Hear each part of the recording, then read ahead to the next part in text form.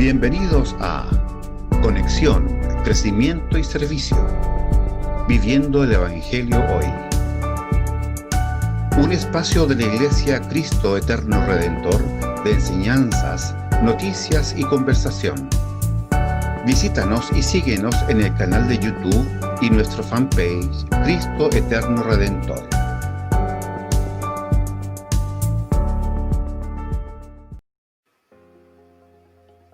Buen día, amigos y amigas. Estamos en una nueva entrega de Conexión, Crecimiento y Servicio, en particular con la cápsula de liderazgo espiritual. Hemos ido avanzando en las temáticas, ¿cierto?, de este interesante estudio que está navegando en herramientas y perspectivas, ¿no?, sobre el liderazgo espiritual. Creo que para todos ha sido una bendición, ¿no? Hemos ido avanzando en el programa, ¿no?, de estas 6 módulos de trabajo, y ya estamos, ¿cierto?, casi terminando la mitad del material, y en particular hoy día vamos a profundizar, como mencionábamos, ¿cierto?, más cualidades esenciales del liderazgo que representa ya la cápsula 9 de este estudio.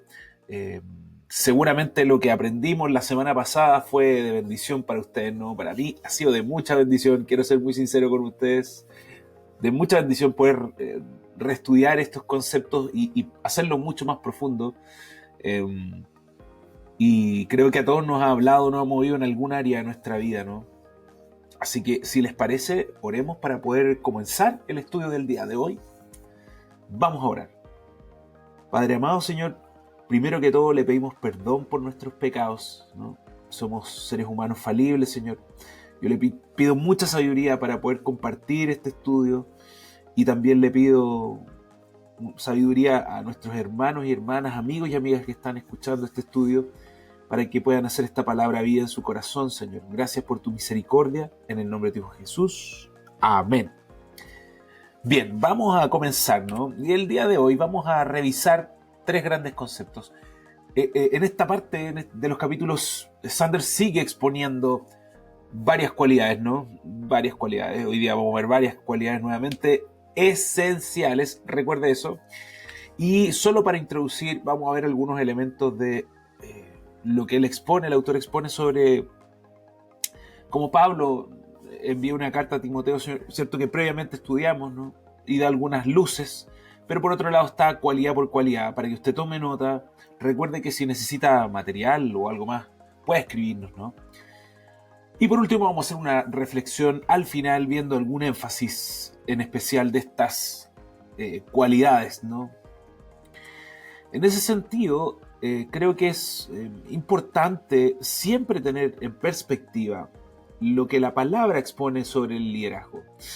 Habitualmente tenemos esta confusión, ¿no?, de que ciertas habilidades del liderazgo convencional son relevantes para la iglesia, pero como cualidades, ¿no?, como elementos diferenciadores, el Señor ha dejado transcrito elementos sensibles para cualquier persona que quiera servir a Dios, ¿no? Entonces, si ustedes recuerdan, revisamos la carta a Timoteo, específicamente la primera carta a Timoteo, el capítulo 3, exponían algunos elementos, ¿no? Como por ejemplo, deben ser dignos de una sola palabra, ¿cierto?, no dados al vino, no amantes de las ganancias deshonestas, ¿no? Algo vimos la semana anterior en relación a eso. Siempre está, de alguna u otra manera, la persona encomendada al servicio desafiada por el Señor a ciertos elementos, ¿no? De hecho, elementos que son sensibles, y quiero hacer énfasis en eso. He estado reflexionando mucho estas semanas de que estos principios, ¿no?, las cualidades esenciales que hemos visto las últimas 2 semanas, la anterior y esta que vamos a ver hoy, son elementos que son claves para el funcionamiento de cualquier ser humano en su vida cotidiana. Si usted en este momento no está sirviendo en ningún área, puede aplicar estos principios, puede aplicar estas cualidades en el contexto de su familia, ¿no? Porque de hecho es un requisito, como menciona la palabra, tener una casa, una familia bien organizada, ¿no? Es un elemento importante. Hoy vamos a ver más dimensiones de esto. Recuerde que estamos viendo cualidades, ¿sí? Ahí se me cruzó un poco la imagen. pero estas cualidades, ¿cierto?, de alguna manera son elementos sensibles y esenciales, ¿no? Y el día de hoy vamos a ver muchas más cualidades que Dios considera esenciales para ejercer el liderazgo y servicio, ¿no? En realidad deberíamos tener estas cualidades positivas, ¿no? De hecho, estas cualidades positivas están muy asociadas, y quiero ser enfático en eso, a nuestra relación con el Señor, a nuestro vínculo con el Señor, a nuestro tiempo a solas con Él, a nuestra búsqueda personal, sabiendo que estamos en una vida donde la velocidad parece que no detiene, ¿no? En esta circunstancia actual también, creo que es necesario tener estos tiempos de reflexión con el Señor primeramente, para que Él nos ayude a entender estos elementos, ¿no? Ahora, en esta parte, cualidad por cualidad, aquí nos vamos a tratar nuevamente, voy a tratar de hacer el esfuerzo de poder compilar todos los conceptos que estaban en el texto, ¿no? Aunque el tiempo es acotado para ello, pero vamos a ver las siguientes cualidades. Mire, la primera ya es muy, muy genial, ¿no? El humor, ¿no? Se va a enseñar, vamos a profundizar por qué es importante el humor como cualidad en una persona que sirve. El manejo del enojo, un elemento sensible, de hecho aparece en las cartas de Pablo en particular, también su mención a Tito, ¿no? La paciencia, la amistad, imagínate, el tacto y la diplomacia, dos elementos actuales muy necesarios, ¿no? Sobre todo porque nos relacionamos con distintas personas en el día a día. También el poder inspirar a otros, la capacidad ejecutiva. Me habló mucho en estas dos cápsulas en la preparación lo de la disciplina y la capacidad ejecutiva en el caso de esta semana, cómo está muy relacionado con lo que Dios es en esencia, ¿no? Un Dios de orden. También la terapia de escuchar y el arte de escribir cartas, que vamos a hacer una reflexión ahí, porque claro, cuando Sanders escribió esto, el escribir cartas era lo cotidiano, ¿no? Ahora tenemos otros medios de envío de información, que también es bueno considerar los consejos que Sanders expone en el texto, ¿no? Y vamos a ir al primero, ¿no? Humor, y aquí se expone, ¿no? De alguna manera que es una condición, ¿no? De hecho, es una disposición en que alguien se halla para hacer algo. Si estoy o no estoy de buen humor, estoy de humor de hacer algo, ¿no? Y propensión más o menos duradera a mostrarse alegre y complaciente. Bueno, ¿a qué hace referencia Sanders y a qué hace referencia este estudio en esta parte?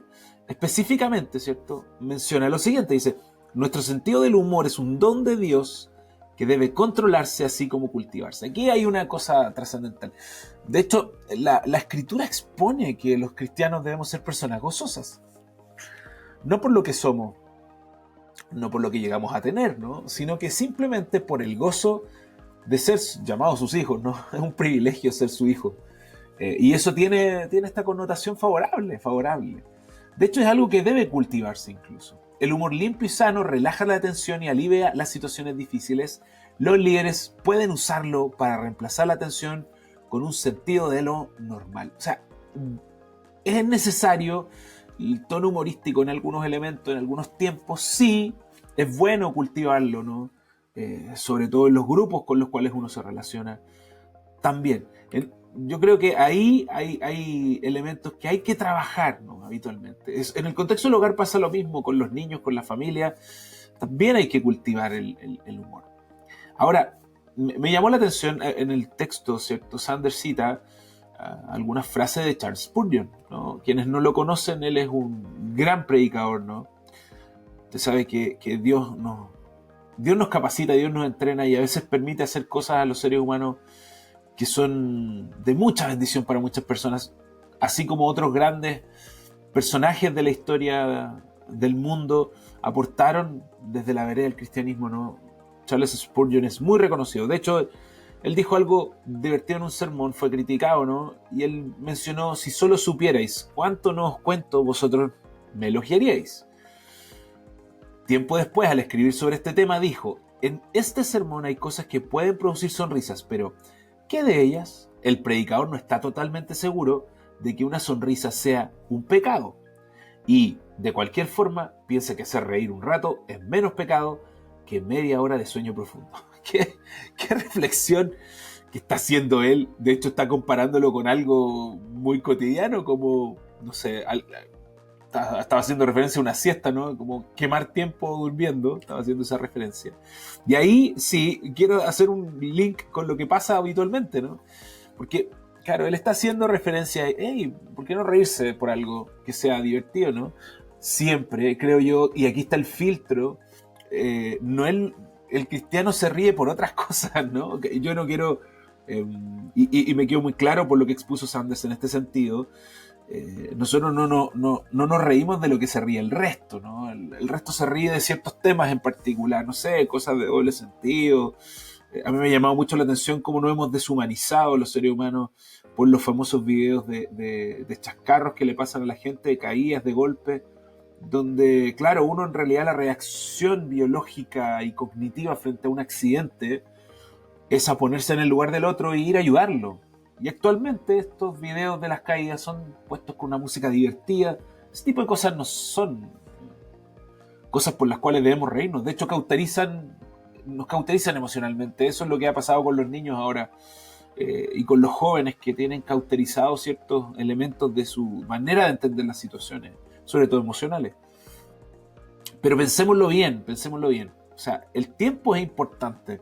Y aquí lo que hacía Spurgeon, o sea, reírse un rato, más eficiente o menos pecado en realidad, como decía él, entre andar durmiendo siesta todo el rato, ¿no?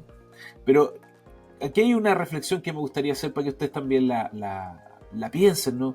Bueno, ¿cuánto tiempo estamos quemando? Yo quiero ser bien enfático en eso.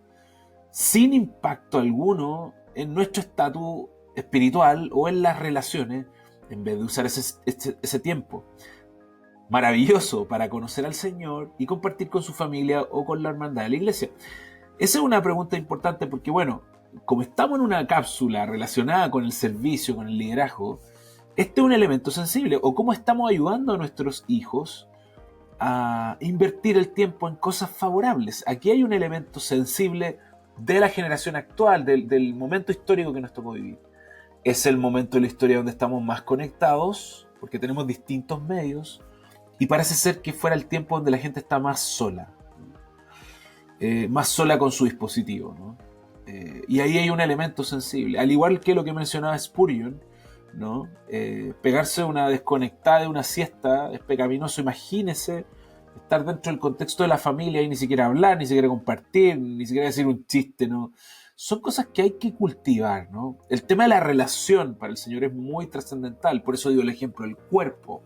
Es ahí donde vamos a crecer, ¿no? De hecho, usted no va a servir a través de un celular, va a servir con personas. Insisto, independiente que actualmente sean medios de comunicación que usamos para interactuar con otros, pero de verdad creo que es bueno que usted y yo, todos creo, analicemos nuestra agenda, porque a veces nuestra excusa para no servir, ¿no?, es que no tengo tiempo. Y si uno es crítico y autocrítico en particular con su propio manejo del tiempo, puede ser que el problema no sea falta de tiempo y que Dios no haya dado el tiempo necesario para poder hacer lo que tenemos que hacer. De hecho, Él se encarga, ¿no? Sino que lo estamos malgastando en otras cosas, ¿no? Creo que es importante eso, relegarlo, sobre todo por los roles que tenemos de cuidar a nuestros hermanos, ¿no? Y de eso mismo, en relación a eso mismo, Helmut Teilkel plantea esta frase en relación al humor. Dice, no deberíamos ver que las líneas que la risa deja alrededor de los ojos son tanto la máscara de la fe como las líneas del cuidado y la seriedad. ¿Es solo la seriedad que se bautiza? ¿Es pagana la risa? La condición de una iglesia no es buena cuando destierra la risa del santuario y la deja para el cabaret, para el club nocturno y para los maestros de ceremonias.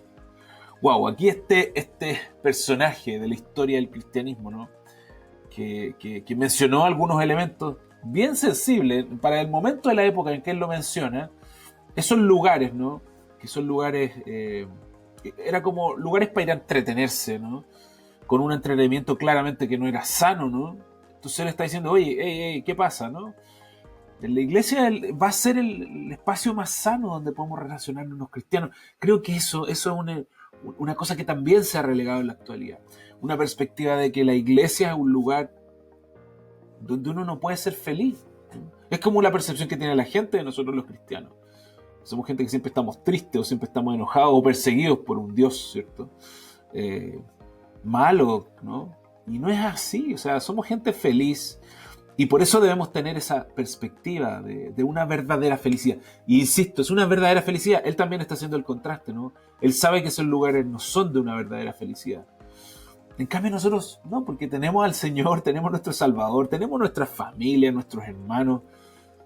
¿Por qué no podemos ser felices? ¿Por qué no podemos reírnos de algo, no? Ahora, ahí también Sanders hace un alcance, porque yo insisto, la palabra es súper explícita en muchas cosas, pero nosotros muchas veces nos equivocamos y erramos en tergiversar, porque no podemos ser burladores, ¿no? Hay personas que, independiente de su edad, tienden a no contextualizarse, ¿no? Entonces, Sanders lo aplica así, dice, de gran manera, de un gran predicador se dijo que usaba el humor como condimento y estimulante, elementos claves, ¿no? A veces los paroxismos de la risa sacudían a la congregación, aunque nunca acerca de las cosas sagradas. No hacía chistes de las cosas bíblicas, de las cosas sagradas. Ese es un elemento diferenciador, ¿no? Uno puede hacer una buena broma, un buen chiste, todo reírnos, pero hay ciertas cosas que hay que respetar. Por eso me gustó la frase que pone Sanders. Dice, después del chiste siempre solía volver a lo sublime. El humor jamás descendió a la frivolidad, y aquí hay otro elemento. Porque actualmente la gente se ríe de cosas que nosotros los cristianos no debemos reírnos. O sea, el dolor del otro, cosas de doble sentido, no son elementos que... Dice el Señor que nosotros no tenemos que andar en esas cosas. Una buena prueba de lo apropiado de un chiste es si el humor nos controla o nosotros controlamos el humor. Lo que sería saber el lugar para un chiste con un humor controlado. Y ahí creo que es una reflexión para todos nosotros de ser cuidadosos en este punto, de cuando queremos hacer reír, ¿no? Entender el contexto. Claramente uno en una predicación no se va a parar y se va a poner a contar un chiste, ¿no? Mientras el pastor está enseñando, un maestro está dando una clase, ¿no? De hecho no lo haría en un contexto de otro tipo de área, ¿no? Entonces hay elementos que son importantes analizar en ese punto, ¿no? El otro es en el enojo, y aquí yo creo que todos podemos especular hacia dónde apunta el elemento. Aquí lo que menciona el autor, ¿cierto? Dice los grandes líderes, personas que cambian la dirección de los acontecimientos. Esa frase me gustó, es como, o sea, sabemos, Dios llama a personas y cuando las llama es porque Él quiere ir modulando los acontecimientos, quiere que los grupos, los equipos, ¿cierto?, las congregaciones sean capaces de movilizar algunos elementos de la comunidad, de la sociedad y del mismo entorno, ¿no? Pero dice, los grandes líderes se han enojado ante la injusticia y el abuso que deshonra a Dios y esclaviza a los débiles. Aquí hay un elemento sensible, en particular en la sociedad actual donde hay mucha injusticia, ¿cierto? De hecho, donde hay muchísima deshonra al Señor, muchísima deshonra al Señor. Siempre ha habido, ¿no? Pero en nuestro momento de etapa de la vida hay mucha deshonra. Nosotros nos deberíamos reír o hacernos los sordos de eso. Y por otro lado, esclavizar a los débiles. Ahí hay un enojo, debe haber un enojo, ¿no? Y aquí Sanders lo plantea de la siguiente manera. ¿Es esto correcto? ¿Un líder enojado? Efectivamente Jesús tenía esta cualidad y cuando la usamos correctamente seguimos su ejemplo. El enojo santo es la contraparte del amor. El enojo santo es la contraparte del amor, dice. Ambos forman parte de la naturaleza de Dios. El amor de Jesús por el hombre que tenía la mano seca suscitó su enojo contra los que querían negarle la sanidad. Es un elemento que aparece en la historia bíblica. Y por otro lado, el amor de Jesús por la casa de Dios hizo que se enojara contra los vendedores y compradores que habían hecho del templo una cueva de ladrones. Ahí hay dos ejemplos donde vemos a Jesús en activo, ¿no? De hecho, eso está en particular en Marcos 6, 1 al 5. Yo quise revisar la cita porque me llamó mucho la atención. Dice los versículos, otra vez entró Jesús en una sinagoga y había allí un hombre que tenía una mano seca. Claramente se conmovió, ¿no? Y le observaban para ver si sanaba en el día de reposo para poder acusarle. Ustedes saben que estaba este proceso, el momento de persecución previo a su crucifixión, ¿no? Y dijo al hombre que tenía la mano seca: levántate y ponte aquí en medio. Entonces les dijo: ¿es lícito en el día de reposo hacer bien o hacer mal, salvar una vida o matarla? Todos se quedaron callados, pero ellos guardaban silencio. Y mirándolos en torno con enojo, entristecido por la dureza de sus corazones, dijo al hombre: extiende tu mano. Y él la extendió y su mano quedó sana. Qué hermoso momento donde nuestro Señor muestra su cualidad, ¿no? De hecho, no solo mostró el enojo, sino que su pena al ver la dureza del corazón. O sea, como, wow, es como...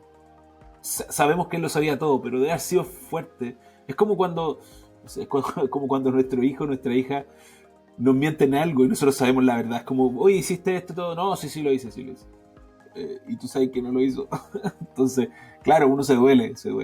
Y incluso se enojó, además, por la dureza. Imagínate a alguien que había sufrido por su mano durante mucho tiempo, conmovió a Jesús, ¿no? Y bueno, Jesús hizo lo que tenía que hacer en ese momento.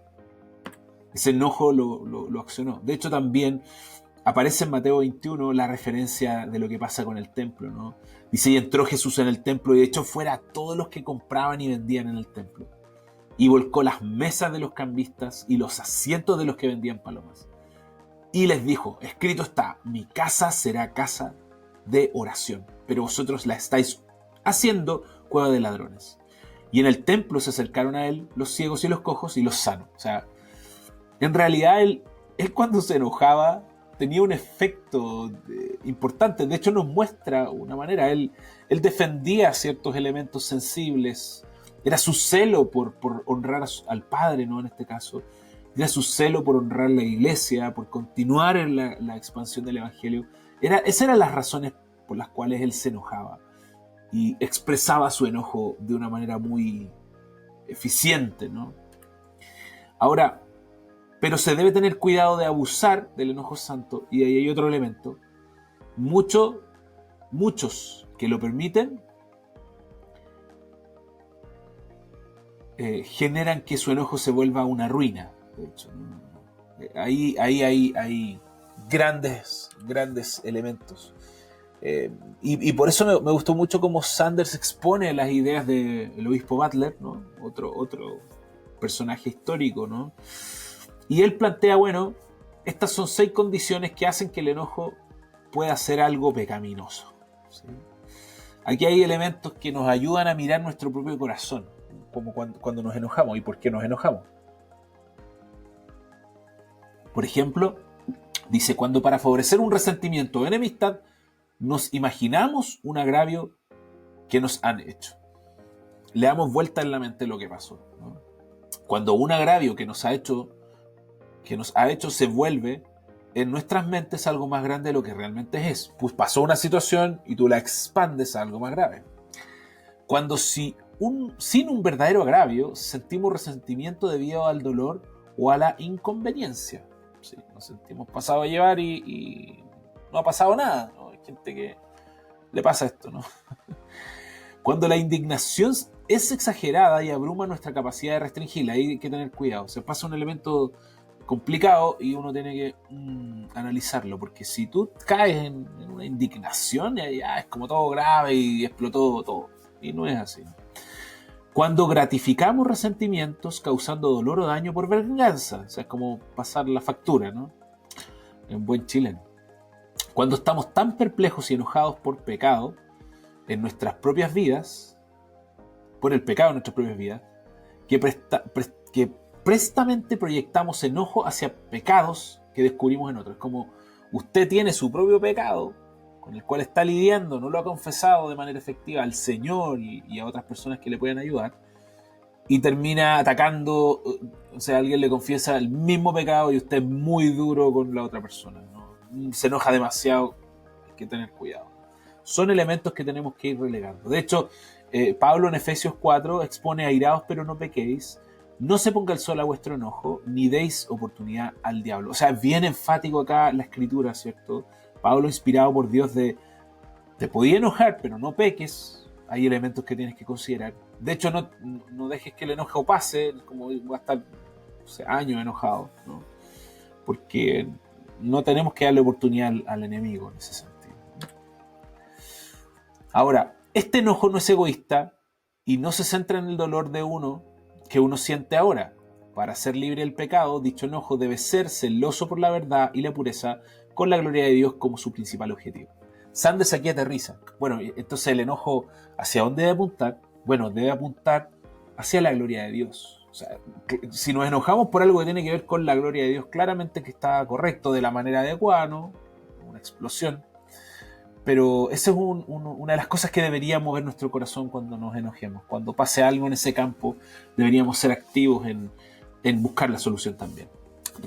Estamos avanzando en el tiempo, vamos a ir a paciencia, y ahí en paciencia, ¿cierto? Definitivamente quienes servimos, quienes sirven en el contexto de la casa, ya sea en el trabajo, donde sea, en la iglesia, necesitamos paciencia, dice, ¿cierto? Y incluso dice, a menudo pensamos de la paciencia en términos pasivos, como si la persona estuviera totalmente sumisa o dormida, pero la versión bíblica es totalmente distinta. Suele suceder que nuestra perspectiva, ¿no? Hay un error, es paciencia, no es enojo. La perspectiva bíblica siempre tiene una aplicación y una conceptualización distinta, ¿no?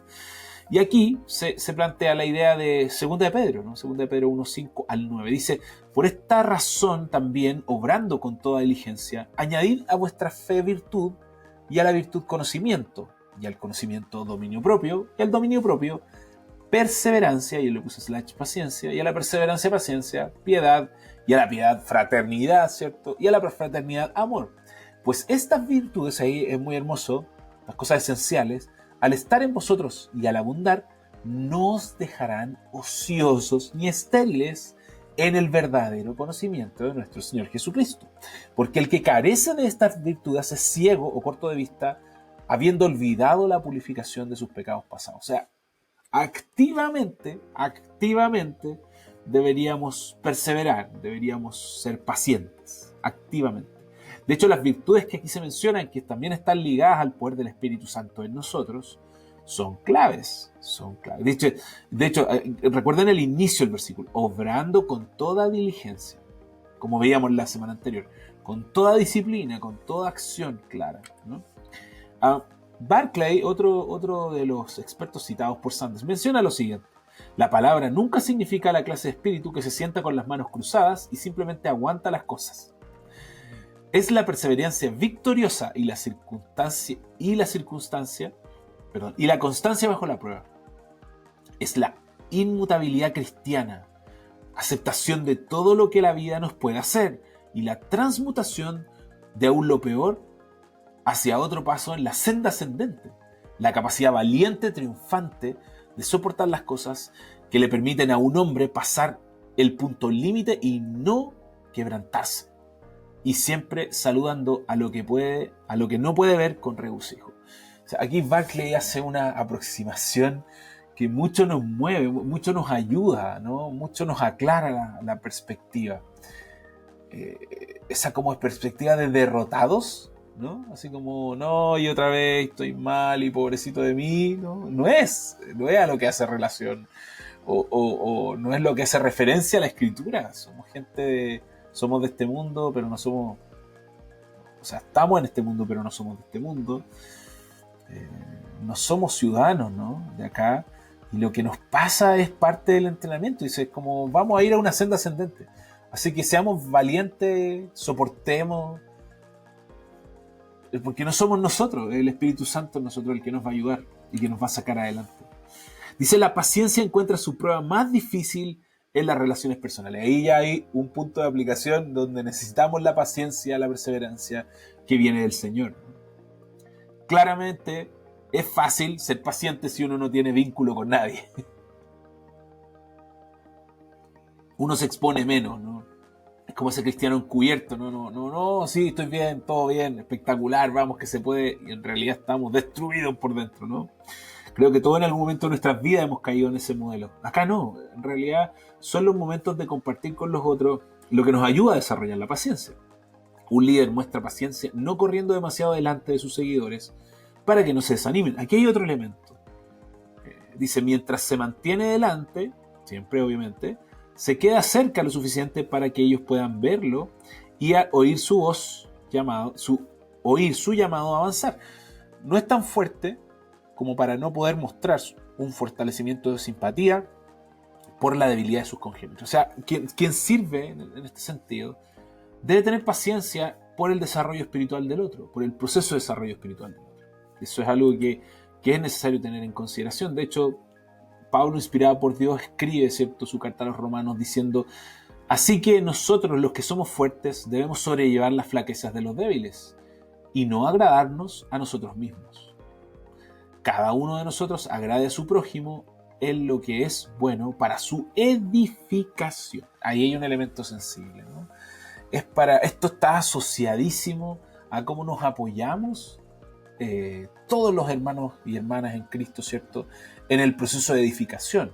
Y ahí, en ese momento, en ese proceso de edificación, debemos ser muy enfáticos en poder ayudar al otro, ¿no? Ahí hay un rol que está súper asociado a lo que es la perseverancia, ¿no?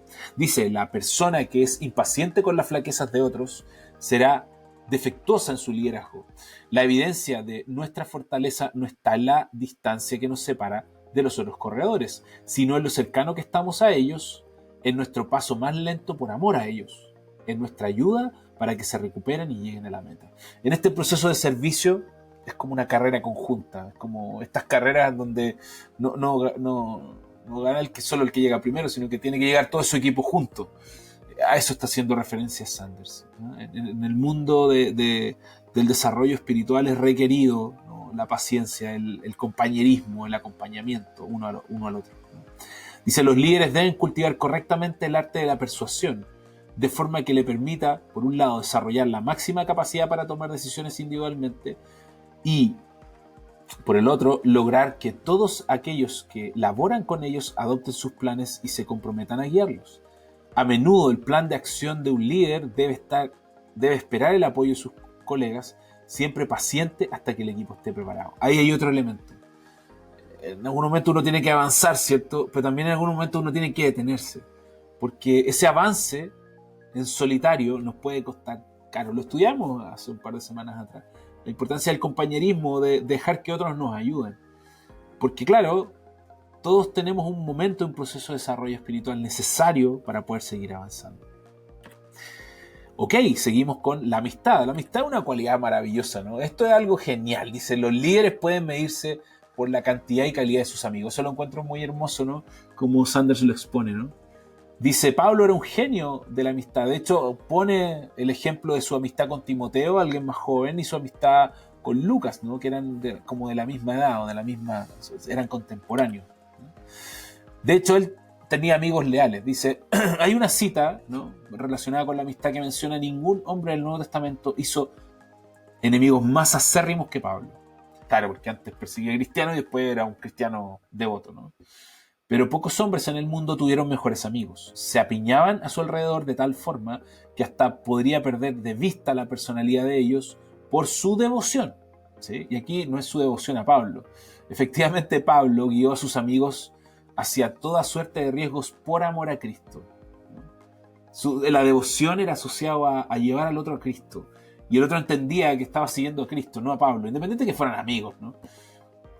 Pero le seguían gozosamente, confiados en su amor por ellos. Las cartas de Pablo brillan con el caluroso aprecio y afecto personal que sentía por sus colegas. Ahí hay un elemento. De hecho, es clave el tema de la amistad, es clave el tema del afecto, ¿no? No fingido, de hecho, no fingido. Bíblicamente uno no finge, ¿no? Sino que la idea es motivar a las personas, ¿no? Y aquí Sanders cita a John Mott con la siguiente frase. Dice: gobernarán por el corazón. Dice. No por así como casi por el poder del mando, el peso del mando, no. Dice: cuando la lógica, los argumentos y otras formas de persuasión fracasan, recurran a la amistad genuina del corazón. O sea, hay que cultivar, quienes servimos en equipos, ¿no? Hay que cultivar la amistad de los equipos, las relaciones de los equipos. En particular en el contexto de la familia es importante. Imagínense en el contexto de su iglesia, si usted sirve en la iglesia.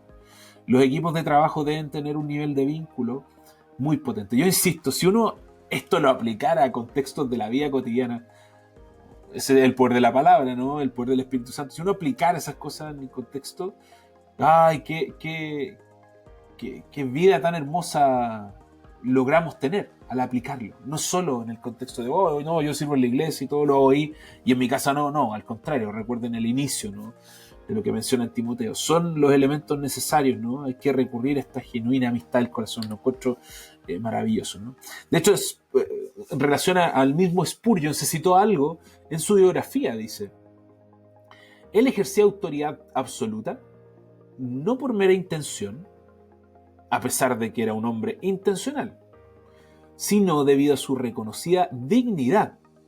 Los hombres se inclinaban a su autoridad porque era una autoridad respetada por la sabiduría y el afecto. O sea, estas personas no son personas autoritarias, no es un modelo del autoritarismo del tema, ¿no? O sea, es otra cosa. De hecho, también Sanders lo citó muy, muy claramente. Dice, bueno, mayor que Spurgeon, David, Pablo, el que sea, ¿no?, Jesús gobernó a sus discípulos mediante la amistad y el afecto. Se escribió de él que, habiendo amado a los suyos que estaban en el mundo, los amó hasta el fin. Incluso se entregó para morir, ¿no? O sea, qué amor más hermoso muestra, qué nivel de amistad, de vínculo es el que nos muestra Jesús en ese sentido. Bueno, vamos avanzando en el tiempo, ¿no? Vamos a ver ahora tacto y diplomacia. Y aquí en tacto y diplomacia se menciona lo siguiente: cuando se trata de relaciones humanas, tacto es la capacidad de tratar con las personas de forma sensible, de evitar la ofensa, de tener un sentido de las palabras o respuestas apropiadas para una situación delicada. Y por otro lado, de la diplomacia es la capacidad de manejar situaciones delicadas, especialmente cuando involucran a personas de culturas distintas y ciertamente de opiniones diferentes.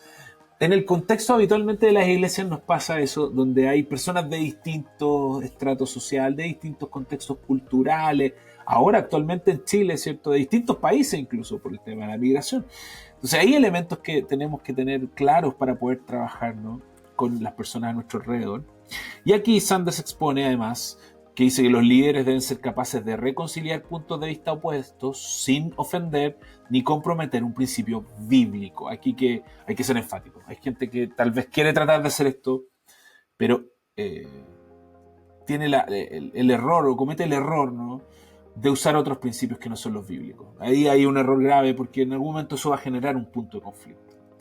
Un líder debe poder proyectarse dentro de la vida, corazón y mente de otro, y, dejando de lado las preferencias personales, tratar con él de la forma que sea más adecuada. Estas pericias pueden y deben aprenderse y desarrollarse. O sea, hay un elemento del servicio en el contexto de la familia, de la iglesia, de la comunidad, que son claves para poder manejar de mejor manera las situaciones, porque vamos a vernos sometidos a situaciones donde se requiere tacto y diplomacia, sobre todo para manejar conflictos de alta complejidad que, cuando servimos en algún área de la comunidad, insisto, de la iglesia o de la familia, nos toca. Dice, el líder necesita la capacidad para negociar las diferencias de forma que se reconozcan los derechos e inteligencias mutuos, a la vez que se logre una solución armoniosa. El comprender cómo la gente siente y reacciona es fundamental a esta pericia. Nos va a tocar mediar situaciones complejas. Sí, bueno, siempre, en toda la vida, ¿no? Pero es distinto en grupos que son cada vez más grandes y con diferentes contextos, visiones, perspectivas, etc. Es una necesidad, ¿no? Por otro lado, el poder de inspirar, que ahí sería, ¿cierto? De hecho, es una marca clave, ¿no?, del siervo de Dios, ¿no? De hecho, el líder y servicio es como una luz para los que están alrededor. Alguien que inspira a las personas, ¿no? Se hace referencia a este líder de la iglesia china, ¿no?, antigua, es el pastor Xi, ¿no? Y alguien comentó de él, su poder en esa dirección era extraordinario cuando él estaba, ¿cierto?, liderando. Sin esfuerzo alguno, aparentemente, parecía influir en el ánimo de todos. O sea, alguien que cambiaba. Hay personas que tienen esa capacidad donde está de repente todo complicado, pum, llegan y ¿qué pasó aquí?, ¿no? Factor de influencia, ¿no? De hecho, dice, instintivamente la gente lo seguía y confiaba en él. Asimismo, poseía gran poder de iniciativa, energía y empresa que eran extraordinarios. Uno no podía estar con él sin adquirir un ideal totalmente nuevo de la vida y el servicio cristianos. Acuérdense, en China, con todas las complicaciones que China tenía y tiene hacia el cristianismo, Esta persona era un referente en ese sentido. Era alguien que era capaz de influir en otros positivamente, pero influía positivamente asociado a los aspectos de la vida y del servicio cristiano. ¿Sí? Hay gente que influencia para otras cosas, ¿no? Para enriquecerse, para, no sé, para proyectar cosas en otras áreas de la vida, pero aquí era específicamente su influencia era para servir al Señor. De hecho, no es distinto a lo que, no sé, Nehemías fue un agente de cambio, ¿no? Dice, el profeta tenía esta cualidad, la gente de Jerusalén estaba desanimada y decaída, no querían nada así.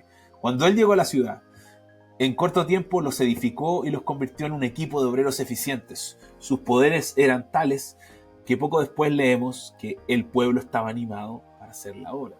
O sea, generó un cambio de switch en el equipo, en las personas. De hecho, yo puse una nota, dice, los siervos de Dios somos agentes de influencia y cambio. No somos agentes para entristecer, es como, no, está todo malo y no, esto no va a cambiar y todo, no. O sea, yo lo hablo desde el punto de vista de nuestro rol en el contexto cristiano, porque de verdad hay situaciones de la vida, de contexto, que solo Dios las puede cambiar. Pero hay elementos que nosotros influenciamos con nuestra actitud, sobre todo si servimos, ¿no? Estamos en una posición de servicio. Vamos cerrando con estos tres elementos y esta me golpea mucho, ¿no? He ido aprendiendo a duros golpes muchas veces, ¿no? Bueno, quienes me conocen lo saben, ¿no? Este tema de todo lo que tiene que ver con la disciplina, capacidad ejecutiva. Mira, qué bonito concepto. Dice, no importa cuán espiritual sea el líder, no podrá transformar la visión en acción si carece de capacidad ejecutiva. De hecho, quiero aclararle, además, nuestro cerebro tiene funciones ejecutivas, cosas que nos ayudan a cumplir esto. Es como que en nuestro cerebro, diseñado por Dios, ¿cierto?, están precargados sistemas que nos ayudan a cumplir con estas cualidades esenciales cuando el Espíritu Santo llega. ¡Pum! Y ahí se activa, ¿no? Es verdad que en la organización hay peligros muy sutiles, porque si se es demasiado celoso puede ser un sustituto insatisfactorio para la obra del Espíritu Santo. Pero la falta de método y el fracaso en no organizar las cosas han significado la ruina para muchos pastores de gran porvenir. O sea, no tener una capacidad ejecutiva es una situación de riesgo, ¿no? Acá se plantea una frase, de hecho, Dios es metódico y ordenado. Y Dios quiere de sus administradores y mayordomos que todo se haga decentemente y con orden. O sea, ahí Dios nos puso, de hecho, como administradores para cumplir cierto rol y en ese sentido debemos ser ordenados, ¿no? Ahora, Sir George Smith, ¿cierto?, que también lo cita, que es un comentarista bíblico, menciona lo siguiente: es una gran verdad que el Todopoderoso y todo misericordioso es también todo metódico. De hecho, en su creación se ve un orden maravilloso. Cómo está relacionado el ciclo del agua con otros elementos de la atmósfera, o cómo funciona nuestra fisiología humana, cómo funciona nuestro cuerpo en interacción, ¿no? No hay ninguna religión que sea completa en su credo o sana en su influencia que no insista igualmente en todas estas cosas. Nuestro deber es tratar de reflejar el proceder metódico en todo lo que hagamos para el Señor. O sea, ahí el tema de la capacidad ejecutiva es algo que todo cristiano debe manejar en su vida personal. De hecho, por eso se han destacado los cristianos en la historia, por tener una vida mucho más ordenada de lo convencional, mucho más ordenada de lo convencional, familias mucho más ordenadas de lo convencional, y eso implica un rol, ¿no?, de quienes dirigimos la familia, ¿no?, de quienes nos toca servir en la iglesia, de quienes nos toca servir en la comunidad, en nuestro trabajo, etc. Por otro lado está la terapia de escuchar, y ahí se hace relación a cosas importantes, ¿no? Debemos dominar el arte de escuchar. Muchos son y somos muy dados a hablar. Pero aquí dice, para muchas personas escuchar con compasión no da resultado. Es esperar hasta que otra persona pueda establecer un punto importante. Pero el genuino escuchar es tratar de comprender a otra persona sin prejuicio. Ahí hay otra cualidad esencial, la cualidad de poder escuchar al otro, ¿no?, sin perjuicio. Dice, los líderes que quieren mostrar sensibilidad deberían escuchar con frecuencia y durante mucho tiempo, y ser breves y hablar pocas veces. Muchos de los llamados líderes están demasiado ocupados para poder escuchar. Los verdaderos líderes saben que el tiempo dedicado a escuchar es una buena inversión. Y aquí, imagínense, vuelve a ser un link a la reflexión que les pedí que hiciéramos al inicio. ¿De verdad estamos quemando tiempo? A veces la gente dice, no, no tengo tiempo, tengo muchas tareas en el contexto de la responsabilidad que tengo en el trabajo, en la iglesia, no me da tiempo para... Y a veces es que estamos administrando mal, estamos usando mal nuestras capacidades ejecutivas de cómo administramos el tiempo. Por eso también se cita, ¿cierto?, a Oliver Holmes, ¿no?, que era un juez y consejero. Alguien le preguntó, oye, alguna persona que quería hacer una carrera política le pregunta cómo lo hacía para poder convencer a todo el mundo, no sé. Pero y él le dijo, mire, la capacidad de poder escuchar a otros en forma compasiva y comprensiva quizás sea el mecanismo más eficaz en el mundo para llevarse bien con las personas y cimentar para siempre la amistad con ellos. O sea, aquí este consejero estaba diciendo otra cosa, estaba diciendo, no es tratar de convencer al otro, ¿no? Escucha al otro. Y eso va a implicar un buen vínculo, Sobre todo en el contexto de la iglesia, esto es un elemento sensible, poder escuchar al otro, ¿no? Por otro lado, ¿cierto?, tenemos el arte de escribir cartas, y con esto vamos a cerrar la cápsula del día de hoy, ¿no? Bueno, es llamativo, claramente el tema del arte de escribir es algo... Escribir cartas es algo que ahora es como, ¿escribir cartas? Si alguien podría decir eso, ¿no? Pero claro, ¿no? O sea, en ese tiempo, involucraba algo importante, comunicarte con el otro, ¿no? Porque no existía el correo electrónico, ¿no? No existían los teléfonos. En la actualidad, la mayoría de las herramientas de comunicación que usamos usan expresiones faciales, lenguaje corporal, lenguaje y texto, incluso emojis, ¿no?, dibujos, por lo que expresar nuestras ideas de forma correcta sigue siendo relevante. Y tenemos que ser cuidadosos. Si él menciona que había que ser cuidadoso cuando uno escribía una carta, imagínate cuando tú mandas un mensaje en WhatsApp, ¿no?, en Facebook, ¿no? Tenemos que ser muy precavidos. Y acá un poco la experiencia de Pablo como ejemplo es muy maravillosa. Él dice, sabemos más de su integridad moral, honestidad intelectual y vida espiritual de sus cartas que de cualquiera otra fuente de historia, ¿no? Cuando una situación difícil requería atención, mojaba su pluma en lágrimas, no en ácido. Eso está muy bueno. Como uno viene y manda un WhatsApp y todo, escribe una cuestión, un correo electrónico medio incendiario. No, lo mejor es guardar el correo, reflexionar, orar, pedir al Señor sabiduría. Muchas veces hay problemas que en vez de pimponearlos por WhatsApp se solucionan con una llamada telefónica o con una junta. Ahora no se puede por la situación actual, pero son elementos que ayudan mucho más. De hecho, se hace referencia ahí, por ejemplo, a lo que pasó en 2 Corintios, donde él dice, porque por la mucha tribulación y angustia del corazón os escribí con muchas lágrimas. Está escribiendo apenado, ¿no? Incluso dice, después de su seria carta contra los descarriados corintios, ahí hay un tema, ¿no? Tuvo que pegarle una bretona a los corintios. La compasión de Pablo hizo que se preguntara si había sido muy severo, y en 2 Corintios 7 lo menciona así, porque aunque os contristé con la carta, no me pesa. Aunque entonces lo lamenté, le dio pena, obvio. Como yo creo que cuando nos toca reprender a nuestros niños, ¿no?, en algunos momentos, que tenemos que hacerlo, ¿no? Es parte de nuestra obligación como padres, como familias, ¿no? Uno se apena, obvio. Porque veo que aquella carta, aunque por algún tiempo os contristó, ahora me gozo, porque fuisteis contristados para arrepentimiento.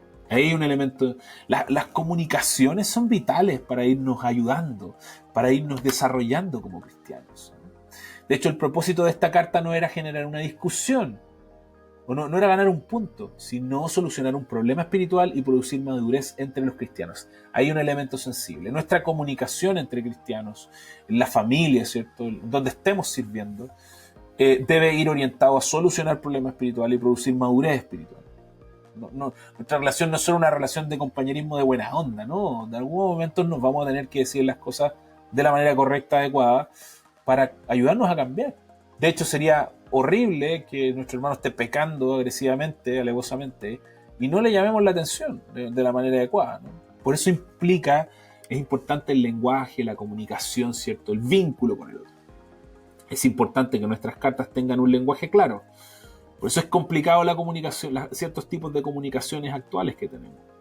Pero más importante es el espíritu correcto de las mismas. Las cartas no son un medio de comunicación satisfactorio. Sanders ya lo mencionaba, haciendo relación a las cartas, ¿no? No pueden sonreír cuando dicen algo difícil y, por lo tanto, deberían tenerse cuidado especial para asegurar de que el tono sea templado.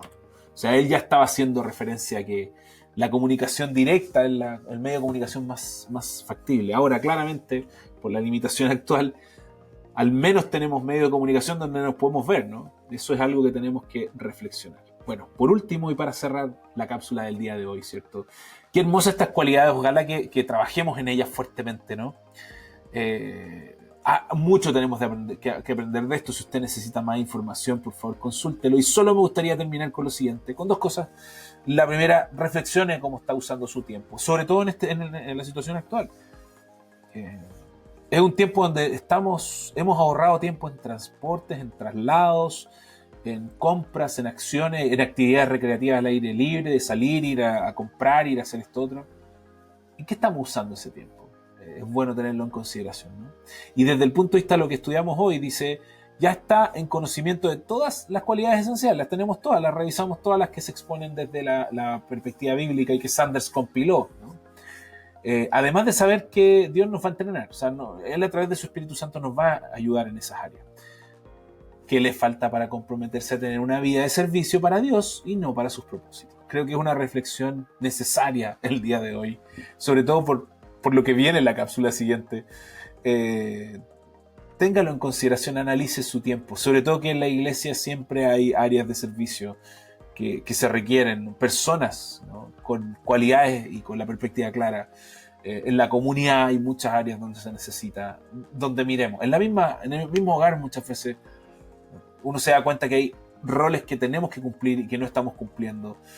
Bueno, comprometámonos, ¿no? Usemos nuestra vida para servir al Señor, para honrarle a través de lo que hacemos y no solo para buscar nuestra autosatisfacción, ¿no? Bueno, cualquier información que usted requiera, ¿no?, usted sabe que puede contar con nuestra iglesia Cristo Eterno Redentor y con Fundación Sapiencia. Ahí puede contactarse sobre todo para peticiones de oración, o si no se están congregando en este momento en algún lado, ¿no?, puede verificar los contenidos que se están cargando. Así que les pido que oremos para terminar y nos podamos despedir, ¿no? Padre, te damos gracias por este día, por esta bendición, Señor, de poder estudiar su palabra y en especial sobre estos temas, Padre. Yo oro para que tú nos ayudes, Señor, a que todo esto aprendido lo podamos aplicar y que estas cualidades esenciales que hemos aprendido en estas 2 semanas se empiecen a hacer más visibles en nuestra vida, Señor. Gracias por tu misericordia y por este tiempo especial, Señor. En el nombre de tu Hijo amado Jesucristo. Amén. Bueno, amigos y amigas, nos veremos en una próxima cápsula.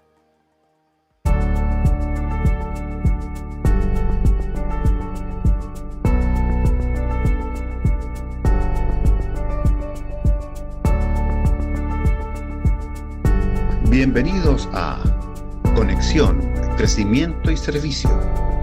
Viviendo el Evangelio hoy. Un espacio de la Iglesia Cristo Eterno Redentor de enseñanzas, noticias y conversación. Visítanos y síguenos en el canal de YouTube y nuestro fanpage Cristo Eterno Redentor.